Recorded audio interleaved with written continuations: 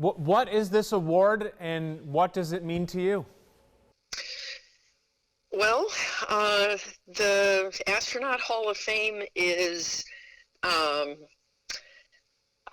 well, obviously it's a great honor. I think, from my perspective, what I think is significant about it is that the award is selected by some of my peers. And in addition to that, not just retired astronauts and former awardees, but also significant people who have been executives in the space program for many years. And so, and in addition to that, what I think is really wonderful from my perspective is that it also takes into account things that you've done since you left NASA, which I think is wonderful, because I'm proud of everything I achieved while I was there, and I'm also excited and proud of the things that I've done since I left. So I really feel very, very proud that I'm being recognized. I was just about to say, your resume is long on both sides of NASA. I do want to take it back. I mean, I grew up on Star Trek. When I first saw Reading Rainbow as a kid, I'm like, oh, that's Geordie LaForge. That's how I knew LeVar Burton. But for you, I think every kid dreams about going someplace else, or looking out into the stars and feeling like a part of them is out there and they wanted to be there. Can you recall kind of like, was there ever a spark plug moment for you where you realized you had to be out in space? Well, it was absolutely the Apollo program, right? So the inspiration of seeing humans on the surface of the moon, and I would say actually my whole generation of astronauts were hugely inspired by Apollo. And what about seeing that really captured your imagination? Well, I think the idea of being able to explore, to see something that no one else had ever seen. In a lot of ways, it's the same reason why I love science and technology. That thrill of the unique, the discovery, the capability or the sight or something that's never been done before, and the insights that come with that. To me, that's just endlessly fascinating, and I feel that the world is such an interesting place that I'm always on the hunt for new things to learn. Awesome. So I do want to keep with our theme of going back here a little bit. Talk to me about your time growing up in Rochester. What was that like for you? Oh boy, I loved Rochester. My parents, we moved around a lot when I was a kid. My dad was in the military, but we settled in Rochester when I was around in 7th grade. And then, of course, I went to Bishop Kearny for high school. And it just has always been my hometown. That's the place where I feel like I had most of my formative experiences. My parents lived there for more than 40 years. I love Rochester. I was just recently back actually for an event at Bishop Kearny, and it was a lot of fun. It was just wonderful. What's something that you miss from our little hometown?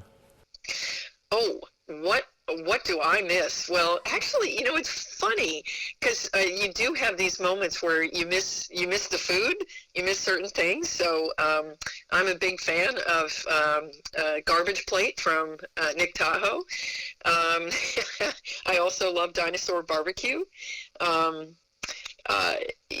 It's funny. One of the things that I picked up when I was back was some lilac scented things too, because lilacs always make me think of Rochester.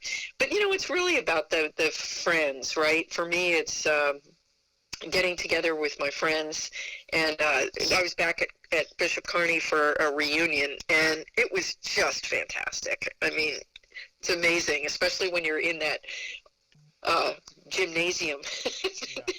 Everything comes back to you. So yeah, no, it's about the people, really. Awesome. We'll come back to our dear old ROC in a minute, but I do want to fast forward a little bit. There's so much I could ask you about your career, but there is one particular thing. Tell me about the moment when you knew you were going to command the space shuttle mission. When that news came in, what was that like? Well, it was a pretty exciting week. I knew that my turn was coming. I had a sense that it was going to happen. But I had some other things going on in my life. As it happened, it was the week that I got married. That is a big week. Yeah, I felt kind of sorry for my husband. He'd never been through all that before. And it's a lot. I mean, it's a tremendous amount. And in fact, it's kind of funny because there is an induction for the Hall of Fame. And I kind of said to him, are you ready to go do all this stuff again, throwing a big party in Florida? He was like, yeah, that was really fun. Let's go do it again. I have to ask. So did I read correctly that your husband is a geologist? That's right. That's right. And an energy expert. You two could literally not be on the more opposite ends of altitude. I find that hilarious.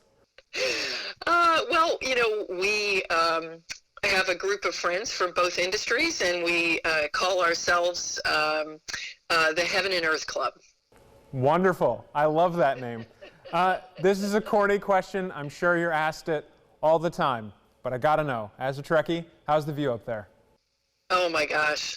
It's amazing. It's astounding. You know, it was interesting when I was back in Rochester, maybe 10 years ago or so. At one point, I was talking to some people at the University of Rochester, and of course, you know, this great background with the history of Kodak and, you know, film and digital and all that other stuff, and just saying, look, guys, we haven't got it yet, because I can tell you what I could see with my eyes. The pictures and the video don't even begin to do it justice. You just have to see it with your own eyes, the shading of color and the dynamics. But I think the big insights, too. I mean, you look down at the Earth, and it's really actually hard to see cities and people. What you see is the Earth as one giant ecosystem, as a single spaceship, and we are the crew. What is the next thing you would like to see space travel accomplish? Oh, well, actually, really what I've been working towards, I feel like my whole career, and certainly since I left, is for everybody to have the opportunity to buy a ticket, just like you can on an airplane today, and travel, and to go into space and have the same perspective of the Earth, and be able to really understand the incredible distances, but also the diversity of our solar system, the things that we can learn from other planets that will help us understand more about our own. I think there's so much out there. What's exciting is that commercial is beginning to get into the game. And if you think about aviation, we have military aviation, we have commercial aviation, and we have private aviation. And someday there are going to be people who can own and fly a spacecraft for fun, just like you might a small private airplane. So, you know, that's my vision. Awesome. Pamela, I like to end all of my interviews with 3 big picture questions. You got them in you? Okay. Awesome. First thing, you mentioned you bounced around a little bit when you were younger, but you said you love Rochester, you gained so much from it. So I'd like you to answer this. What about Rochester makes it such a great place to learn and to be what makes it a good launching off point for people? Well, I'm fond of saying Rochester is the largest small town I've ever seen, and it's all the wonderful things that come with a small community, a tight-knit community where it's like a family. And that kind of relationships and support, they're incredibly important. And, you know, people are very community-minded. It is small enough so that's true. But at the same time, you know, world-class capabilities, both technically and in industry and academia. So it's a wonderful place to be from. We touched on this a couple different times in different ways. Pamela, you have accomplished so much in your career, but as your career is still going, if you could accomplish one thing and be happy knowing that you accomplished it, you could hang up your coat, call it a day, what would that one accomplishment be? Oh, I don't think well, that's a great question. I'm not sure I'm ever going to hang up my coat. Because a lot of people would say maybe commanding the space shuttle would have been that one thing, but that's just not enough for me.